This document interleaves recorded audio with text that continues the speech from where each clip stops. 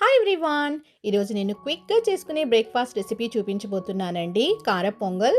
ముందుగా ఒక glass rice తీసుకున్నాను, హాఫ్ గ్లాస్ పెసరపప్పు తీసుకున్నాను, కడిగి నానబెట్టుకున్నాను. ఈలోపు కుక్కర్ పెట్టుకున్నాను స్టవ్ పైన. అందులో నెయ్యి వేసుకుని జీడిపప్పులు వేయించుకున్నాను, కొద్దిగా జీలకర్ర, కొద్దిగా మిరియాలు వేయించుకుని ఒక సన్నగా తరిగిన ఆనియన్ వేసేసాను, ఒక 4 పచ్చిమిర్చి వేగిన తర్వాత కొద్దిగా కరివేపాకు, ముందుగా కడిగి నానబెట్టుకున్న బియ్యము పెసరపప్పు కలిపింది వేసేసుకోవాలి. కొద్దిగా ఆ నెయ్యిలో ఫ్రై అయితే బాగుంటుంది.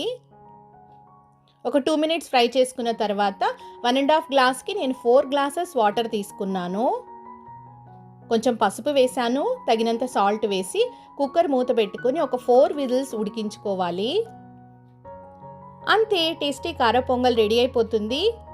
మామిడికాయ ఆవకాయ బాగుంటుంది, ఇందులోకి పెరుగు బాగుంటుంది, చట్నీ బాగుంటుంది, చాలా టేస్టీగా ఉంటుంది. మీరు కూడా ట్రై చేయండి. వీడియో నచ్చితే లైక్ చేయండి. Thanks for watching. Bye bye.